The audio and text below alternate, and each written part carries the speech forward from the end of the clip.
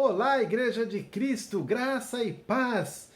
Obrigado por ter nos acompanhado até este momento. Hoje é o encontro 17/17. Nós vamos encerrar hoje o estudo do Evangelho de João. Nós vamos estudar os capítulos 20 e 21.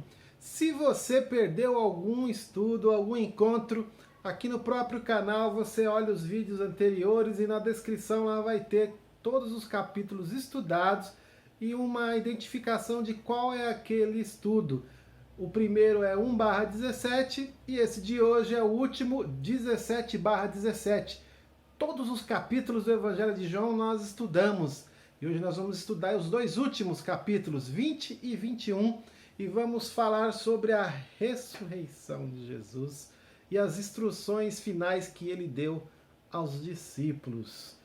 Esta é uma lição muito importante porque ela vai abordar um dos principais fundamentos da fé cristã, a ressurreição. Se Jesus não tivesse ressuscitado, seria vã a nossa fé e tudo que fazemos não teria valor algum. E o versículo que vai dar a base para esse nosso estudo, que a gente costuma chamar de versículo-chave, é o versículo 29 do capítulo 20 do Evangelho de João, que assim diz: E disse-lhe Jesus, você creu porque me viu? Bem-aventurados são os que não viram e creram. Olha só, Jesus, ao mesmo tempo que repreende uma pessoa, ele já diz que serão felizes aqueles que no futuro creriam na sua ressurreição. Ele está se dirigindo aqui a Tomé. Mais à frente nós vamos falar um pouquinho mais sobre Tomé. Mas é importante lembrar, Jesus ressuscitou dentre os mortos. Qual será o alvo desse nosso encontro hoje? Nós vamos, ao estudar esta lição, você vai ter condições de fundamentar sua fé não somente na morte, mas também na ressurreição de Cristo. E eu quero que você saiba, quero que você compreenda que a mensagem do túmulo vazio autentica a mensagem da cruz, como se fosse um selo, um carimbo ali no selo. E eu quero que você também tenha uma experiência de expectativa de que um dia todos ressuscitaremos diante de Deus, oh glória! E eu te convido, te desafio a renovar a sua mente para experimentar os benefícios da mensagem da cruz. A narrativa bíblica, ela ensina que Jesus morreu pelos nossos pecados e que ele ressuscitou para que fôssemos justificados diante de Deus. Sem a morte e a ressurreição de Jesus, nossa fé seria nula e inútil e a nossa pregação não teria valor algum. Esta lição é uma síntese da maior e mais amorosa mensagem que o homem pode ouvir: a ressurreição como prova do amor de Deus. E nós vamos começar na primeira parte do nosso estudo. Nós vamos dar bastante ênfase na ressurreição de Cristo. Isso vai estar entre os versos 1 e 21, entre os capítulos 20 e 21. Nós vamos começar no versículo 1 do capítulo 20 e vamos até o versículo 14 do capítulo 21. Assim como no estudo anterior, nós vamos começar num capítulo, vamos passar por ele todo, vamos avançar no capítulo seguinte e vamos terminar este trecho sobre a ressurreição de Jesus no versículo 14 do capítulo 21 do Evangelho de João. Então vamos ver aqui quais foram os primeiros eventos da ressurreição de Cristo. Está entre os versos 1 e 9 do capítulo 20. Na sexta, a morte de Jesus na cruz havia sido consumada, na sexta-feira. Depois você pode conferir isso lá no capítulo 19, versos 28 a 37. No sábado, nada fizeram os discípulos, pois era dia sagrado para os judeus. No domingo, bem cedo, as mulheres foram cuidar do corpo de Jesus. Veja isso no versículo 1 do capítulo 20. Tanto as mulheres quanto os discípulos constataram que o túmulo estava vazio. Oh, glórias! Versos 2 a 8 do capítulo 20. Eis a grande pergunta. O que significa o túmulo estava vazio? Versos 2 a 8 aí. O que significa? Eis a grande pergunta, né? O que significa o túmulo estar vazio é algo que deixa muita gente intrigada. Havia duas possíveis respostas para essa pergunta, porém, somente uma era verdadeira. A primeira resposta seria que outros discípulos teriam levado o corpo de Jesus. Essa é falsa. Versículo 2. A segunda e verdadeira resposta é que, de fato, Jesus ressuscitou dentre os mortos. Aleluia! A profecia foi cumprida. Veja o verso 9 do capítulo 20. O segundo evento que nós vamos ver aqui agora é a aparição, né? Dentro aí nós vimos esse resumo inicial de cadê o corpo de Jesus, né? Onde está o corpo de Jesus? E essas mulheres que foram lá constataram, né, a falta, sentiram a falta do corpo de Jesus no túmulo. Primeira aparição, versículos 10 a 18. Jesus, mais uma vez aqui, notamos que os discípulos saem de cena. Cadê os discípulos? Versículo 10. Não compreenderam o ocorrido. No sepulcro, porém, permaneceu Maria, uma mulher que desejava ardentemente saber o paradeiro do Senhor Jesus. Veja o versículo 11. O que segue descreve o encontro entre o Jesus ressurreto e Maria. Vamos ver como é que foi isso. Maria Madalena, versículo 11, ficou à entrada do sepulcro, tentando descobrir o que tinha acontecido. Foi então que ela viu dois anjos vestidos de branco. Veja o verso 12. O apóstolo João claramente quer enfatizar o estado de espírito de Maria diante do sepulcro. 4 vezes aparece a descrição do seu choro. Isso você pode ver nos versos 11, 13 e 15 do capítulo 20 do Evangelho de João. A razão do choro de Maria Madalena está descrito no versículo 13. Ou seja, levaram o corpo do meu Senhor, levaram o corpo de Jesus. A ausência do mestre já havia provocado angústia nos discípulos antes mesmo da sua morte. Nós falamos sobre isso, depois você confere na sua Bíblia o capítulo 14 do Evangelho de João, a partir do versículo 1. E ainda provocou mais tristeza quando Jesus voltou para o Pai. Mais à frente, né? Você vai ver uma passagem lá em Atos, capítulo 1, dos versos 10 e 11. E no verso 14 aqui do Evangelho de João, capítulo 20, descreve a aparição de Jesus. Maria o viu, mas não o reconheceu. Ela conversou com Jesus, mas pensou estar falando com o jardineiro. Olha só, assim também são muitas pessoas. Veem, mas não enxergam ou não entendem a verdade. Escutam, mas não ouvem a verdade.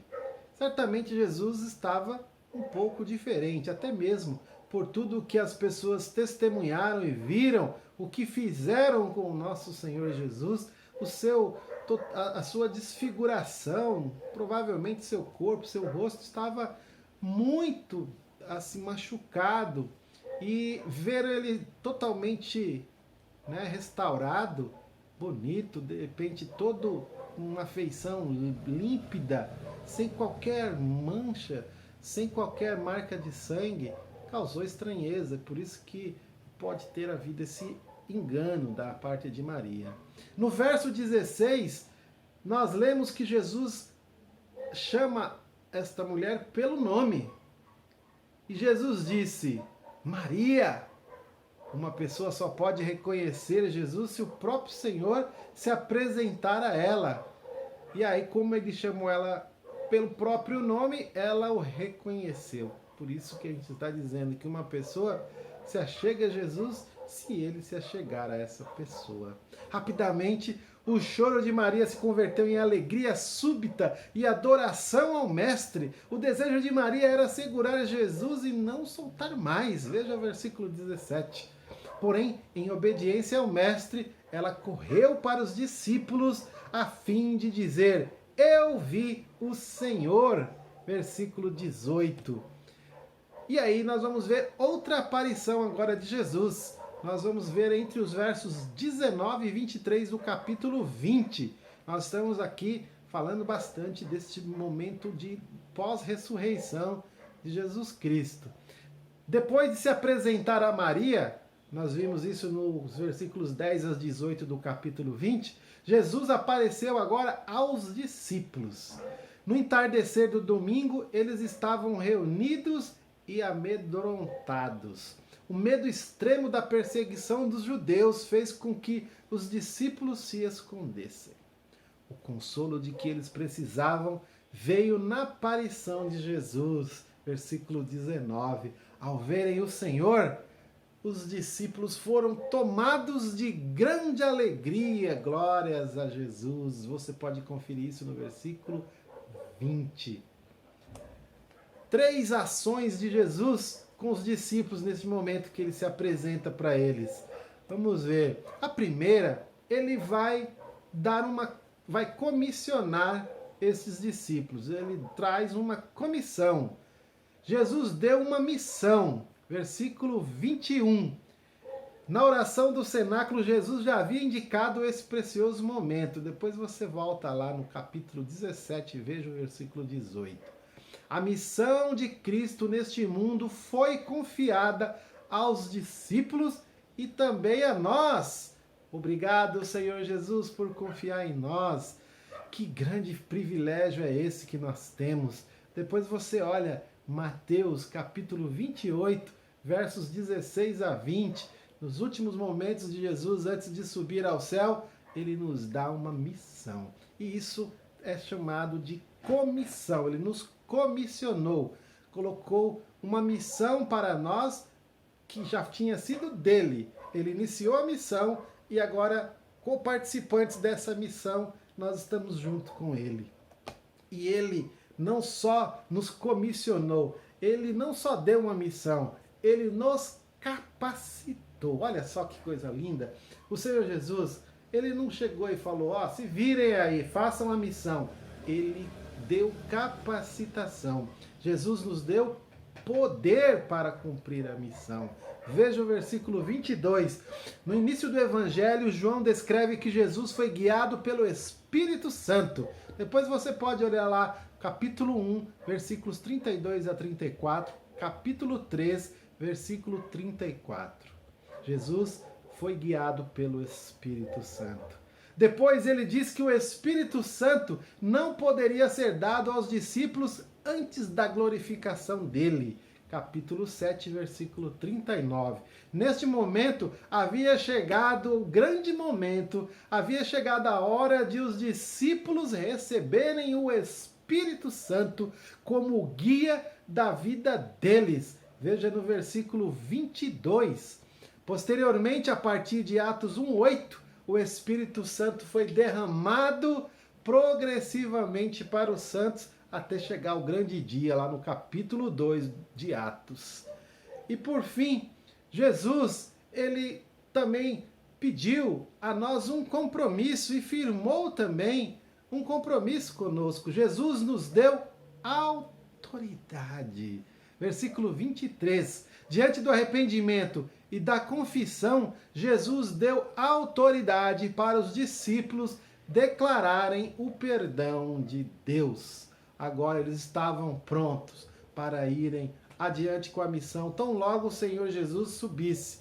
Aí nós vamos continuar vendo isso no livro de Atos. Depois você pode ler o livro de Atos e ver tudo que foi feito por estes homens e essas mulheres que foram comissionados capacitados e comprometidos com esta missão. Só que tem um detalhe interessante neste tempo em que Jesus está, nesses eventos de aparição de Jesus, que em uma das suas aparições aos discípulos, um discípulo não estava presente. E Jesus faz questão de voltar quando ele lá estava para se apresentar a ele. E aí aquele nosso versículo chave, né? Jesus vai dar a ele uma repreensão e vai dirigir uma palavra que nos torna felizes nos nossos dias de hoje. Olha só que palavra bonita.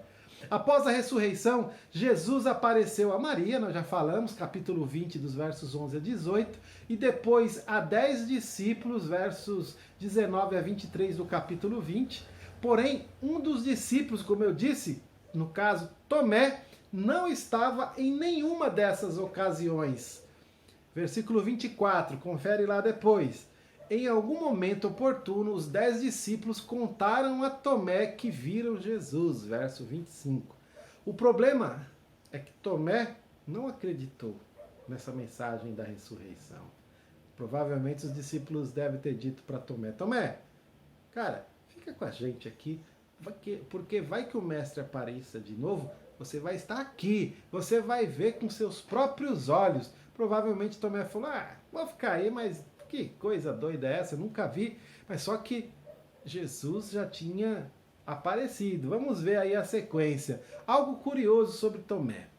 Ele já havia contemplado uma ressurreição.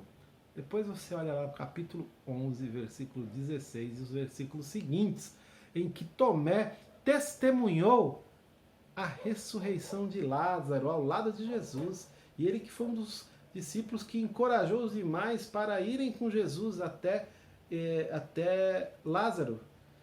E aí, mesmo sendo testemunha ocular de inúmeros milagres, Tomé não foi capaz de crer. Mesmo ouvindo das testemunhas oculares a respeito da ressurreição, Tomé não conseguiu acreditar. Tudo isso porque sua fé estava balizada numa coisa só: sua própria visão e os seus sentidos. Uma semana depois, os discípulos estavam reunidos, as portas trancadas, agora com a presença de Tomé lá. Veja o versículo 26. Outra vez, Jesus apareceu visivelmente a eles e a Tomé. Jesus, já conhecendo o coração de Tomé, não perdeu nem tempo, nem deu a chance para ele. Já foi dando provas da sua ressurreição. Olha lá no versículo 27 que ele fala: olha, toca aqui, Tomé, vem ver. É imprescindível notar a compaixão de Jesus mesmo em face da incredulidade de Tomé. Finalmente ele, Tomé, creu na ressurreição. Veja o versículo 28. Jesus repreendeu a atitude incrédula de Tomé e ao mesmo tempo exortou a igreja a crer nele. Versículo 29. Seguindo o fluxo da narrativa, João conduz o leitor a crer em muitos outros milagres que nem foram contados. Veja no verso 30. E crer no Jesus dos milagres que não vimos. Verso 31. Ele diz que muitas outras coisas Jesus fez que não dava para escrever tudo isso, narrar tanta coisa. E ainda, partindo já para uma conclusão dessa ressurreição de Cristo, nós vamos ver Jesus agora aparecendo aos sete discípulos. Nós estamos entrando agora no capítulo 21 do Evangelho de João, o último capítulo. Nós vamos dos versos 1 a 14. Pela terceira vez, João diz que Jesus apareceu aos seus discípulos. Agora, à margem do mar da Galileia. Veja o verso 1 do capítulo 21. Devemos notar que dos 12 discípulos originais, 11 de 12 eram da Galileia. E Judas era da Judéia. Ele era o único que não era daquela região da Galileia. Os discípulos estavam em casa, então, né? Podemos dizer assim. Conheciam bem o lugar e a dia daquele naquele ambiente. Seguindo uma rotina normal, parece que, né, não tinha mais o que fazer, o mestre morreu e tal, e Jesus né, não está mais entre nós. Os discípulos seguiram para uma rotina de normalidade. Cerca de 7 deles decidiram pescar. Veja o versículo 2 do capítulo 21.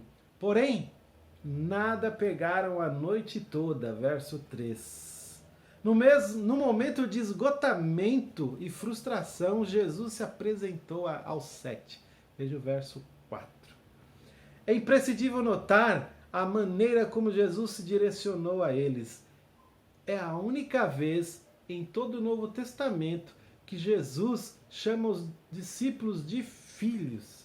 Veja no verso 5. Essa forma de tratamento marcou profundamente João. Veja o verso 7. Jesus, agora, nós vamos ver que ele vai tratar os discípulos como um pai trata seus filhos. Nesse sentido, o pai não só se preocupa, mas trabalha para prover o sustento de seus filhos. Por meio de um grande milagre, Jesus deu 153 grandes peixes e pão. Que belo café da manhã, hein? Jesus é caprichoso, Jesus é generoso. Veja aí os versos 7 a 14 do capítulo 21 do Evangelho de João.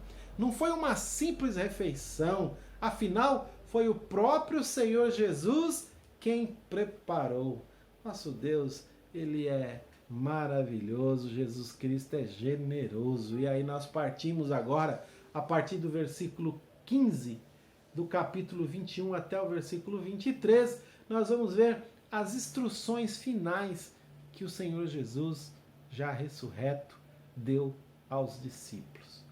Depois de tanta história, Pedro ficou novamente diante do Mestre Jesus. Observe que nos versos 15 a 17, por 3 vezes, Jesus perguntou a Pedro se ele o amava. Por três vezes, Pedro respondeu que amava Jesus. Entretanto, vemos que na terceira vez que Jesus fez a pergunta, Pedro foi tomado pela tristeza. Provavelmente porque, ao perguntar por 3 vezes, Jesus chamou a atenção de Pedro sobre o evento anterior, quando este, no caso Pedro, o negara por 3 vezes. Depois você confere lá no capítulo 18, versículos 15 e seguintes do Evangelho de João. Note também que ao final de cada pergunta, Jesus ordenou a que Pedro cuidasse de suas ovelhas. Eu fico muito admirado com a maneira como Jesus tratou Pedro e Tomé nas suas dificuldades, nas suas limitações. Nós, falhos, que somos, às vezes somos impacientes, intolerantes com algumas pessoas que têm algumas dificuldades, ou até mesmo quando elas falham. Olha só, Pedro negou Jesus 3 vezes no momento mais difícil da trajetória de Jesus. E o que Jesus faz? Vai ao encontro dele e só pergunta: tu me amas? Ele não deu um sermão, não falou um monte, não jogou na cara, você é um traíra, nada. Ele foi lá e perguntou: você me ama? Ele respondia que sim. Cuida do meu rebanho, cuida das minhas ovelhas. Olha só, porque lá no livro de Mateus, no capítulo 16, Jesus tinha feito uma promessa de que Pedro exerceria a liderança deste povo que seria conquistado por meio de Jesus na cruz, que tornaria agora o seu povo, a igreja. E Jesus queria garantir que Pedro ia cumprir com a sua missão. Ele foi lá restaurar Pedro.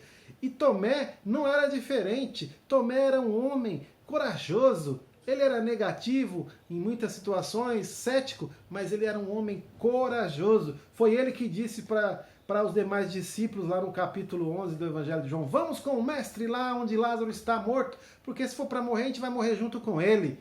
Ele era um homem corajoso, audacioso. E Jesus queria esses homens com esse perfil para levar a cumprir a missão e levar a mensagem das boas novas da salvação, o evangelho do reino para o mundo, para todos. Olha, está aqui hoje, mais de 2000 anos depois, está aqui porque esses homens que iniciaram lá foram corajosos, e todos os outros que estavam juntos com este, todas as mulheres, todos que cumpriram com a sua missão corajosa e que morreram por Jesus, pela causa do Mestre, esses homens e mulheres fizeram com que a mensagem chegasse a nós nos nossos dias hoje. Aqui, olha, quanto distante estamos, quão distante estamos de Israel hoje, e a mensagem chegou aqui. Glórias a Deus! Glórias a Deus! Na sequência, Jesus fez uma declaração direta a Pedro sobre o gênero de sua morte. Veja os versos 18 e 19. Muito semelhante ao que dissera de si mesmo. Segundo os textos de Clemente de Roma, ano 96 depois de Cristo, e de Tertuliano, 212 depois de Cristo, Pedro foi morto em Roma, logo depois de sua esposa, ambos crucificados como criminosos. Fascinado ou amedrontado com a notícia de Jesus, Pedro perguntou sobre a morte de João. Como sempre, Pedro, e esse daí, ó, como é que vai ser? Como que vai ser o fim dele? Quando Jesus falou como que seria o fim dele, de Pedro, né? Porém, Jesus, o que responde? Informou que a resposta àquela pergunta, àquela questão, era dele, exclusiva, cabia a ele, Jesus. Pedro não tinha nada a ver com isso. Cuide do meu rebanho, Pedro. Não se preocupe com mais ninguém. O que gerou até mesmo uma crendice popular de que João não morreria, seria imortal, né? Só porque Jesus... O que você tem a ver se eu quiser que ele morra ou que ele viva, né? Olha só onde foi parar esse negócio. Por fim, nós podemos concluir este nosso encontro de hoje e todo esse estudo dos 21 capítulos do Evangelho de João, citando as palavras do apóstolo Paulo, que se encontram lá no livro de 2 Coríntios, capítulo 5, versos 14 a 15, que assim diz: Pois o amor de Cristo nos constrange, porque estamos convencidos de que um morreu por todos, logo, todos morreram. E ele morreu por todos para que aqueles que vivem já não vivam mais para si mesmos, mas para aquele que por eles morreu e ressuscitou. Eu espero que você tenha sido edificado, abençoado nesse tempo que nós passamos, nesses 17 encontros em que passamos capítulo por capítulo, versículo por versículo. Nós não tivemos condições, devido ao tempo, de ler o texto bíblico, mas como eu venho em todos os vídeos orientando, que você leia o texto bíblico, que você volte no vídeo, vê os trechos bíblicos que a gente faz a explicação para você compreender qual é o significado daquela passagem, e nós podemos passar por todos os capítulos do Evangelho de João. Que bênção foi essa! Eu espero que o Espírito Santo tenha falado ao seu coração. A maior ênfase, a principal mensagem que eu gostaria que você ficasse do Evangelho de João é de que Jesus é Deus. Foi enfatizado muito a divindade de Jesus. E também que Jesus não somente morreu, mas ressuscitou dentre os mortos. Ninguém foi lá no túmulo ressuscitar ele. Ele voltou dos mortos. E que ele nos deu uma missão, nos deu poder, nos capacitou e está conosco, como ele disse, até o fim dos dias, dos tempos. Eu quero louvar a Deus por sua vida, por ter se dedicado nesse tempo. E espero que você que não teve a oportunidade de estudar todos os capítulos, que volte nos encontros anteriores e que continue nos acompanhando nos outros estudos que vamos organizar. E eu espero que Deus te abençoe. Glórias sejam dadas a Jesus por esse tempo. E assim eu agradeço a sua vida, o seu tempo e a sua dedicação junto aqui conosco. Em nome de Jesus, fique na paz!